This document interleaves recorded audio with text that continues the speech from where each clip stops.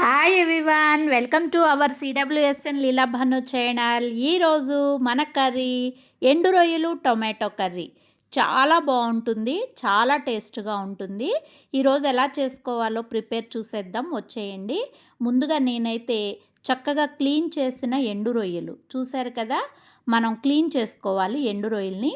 వాటిని గోరువెచ్చని నీళ్ళల్లో ఎండు రొయ్యల్ని వేసి ఒక 5 నిమిషాలు ఇలా నానపెట్టుకుని శుభ్రంగా అయితే క్లీన్ చేసుకోవాలి. తరువాత మనం ఒక పాత్రను తీసుకుని కూరకు సరిపడినంత ఆయిల్ని అయితే వేసుకోవాలి. ఆయిల్ హీట్ అయ్యేలోపు మనం క్లీన్ చేసుకున్న ఎండు రొయ్యలను కూడా తీసుకుని మనం ఆయిల్లో ఫ్రై చేసుకోవాలి.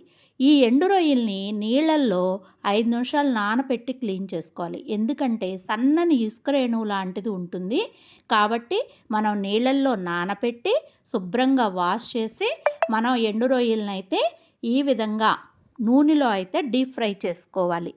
ఇప్పుడు మనం కూరకు సరిపడినంత ఉల్లిపాయ ముక్కలను అయితే సన్నగా తరిగి వేసుకోవాలి. నేనైతే 2 మీడియం సైజు పెద్ద ఉల్లిపాయలను తీసుకుని ఈ విధంగా అయితే ఆయిల్లో డీప్ ఫ్రై అయితే చేసుకుంటున్నాను.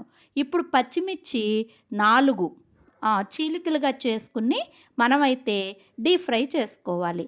ఎందుకంటే పచ్చిమిర్చి కారం చాలా టేస్ట్ వస్తుంది ఎండు రొయ్యల కూరలోకి. కొంచెం పచ్చిమిర్చి ఎక్కువగానే వేసుకోండి. తరువాత మనం కూరకు సరిపడినంత పసుపును వేసుకుని అలాగే కూరకు సరిపడినంత ఉప్పు కూడా వేసుకుని మనము ఈ నూనెలో ఎండు రొయ్యలు ఉల్లిపాయలు ఫ్రై అయ్యేటట్లుగా అయితే వేయించుకోవాలి. నేను చూపించే విధంగా మీరు కూడా ఫ్రై చేసుకోండి. ఉల్లిపాయ ఎంత ఫ్రై అయితే మనకి కూర అంత టేస్ట్ వస్తుంది. నేను మీడియం సైజు టొమాటో ముక్కల్ని 4 టొమాటోలు కట్ చేసి నేనైతే వేసుకుంటున్నాను. మనము ఈ కూరలోకి చింతపండు గుజ్జు కూడా వేసుకోవచ్చు. నేనైతే చింతపండు గుజ్జు వేయకుండా టమాటా ఎండు రొయ్యల కర్రీ అయితే చేస్తున్నాను. చూస్తున్నారు కదా, ఈ విధంగా మనం మూత పెట్టి ఆయిల్లో టమాటాను కూడా మెత్తగా మగ్గించుకోవాలి. మధ్యలో ఒకసారి మూత తీసి కలయి పెట్టుకోవాలి.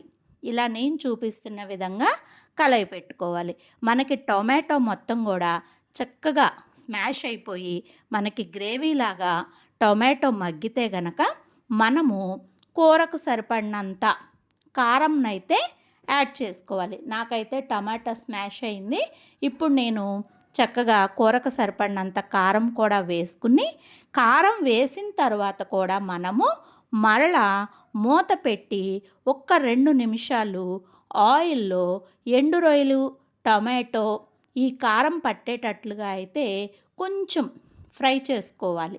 తరువాత మనము ఇలా ఆయిల్ బయటకు వస్తున్న టైంలో ఒక పావు గ్లాసు వాటర్ని అయితే తీసుకుని నేనైతే వాటర్ని అయితే యాడ్ చేశాను. ఎందుకంటే టమాటా ఎండు రొయ్యల కర్రీలోకి వాటర్ అయితే ఎక్కువ పట్టదు. మన గ్రేవీకి సరిపడినంత వాటర్ కలుపుకుంటే సరిపోతుంది. చూశారు కదా, నేనైతే ఒక గ్లాస్ వాటర్ పోసి మూత పెట్టి కూరనైతే ఉడికించుకుంటున్నాను. చక్కగా మనకి ఆయిల్ బయటకు వచ్చి కూర అయితే రెడీ అవుతుంది. కూర ఎంతో టేస్ట్గా ఉంటుంది టమాటా ఎండు రొయ్యల కర్రీ.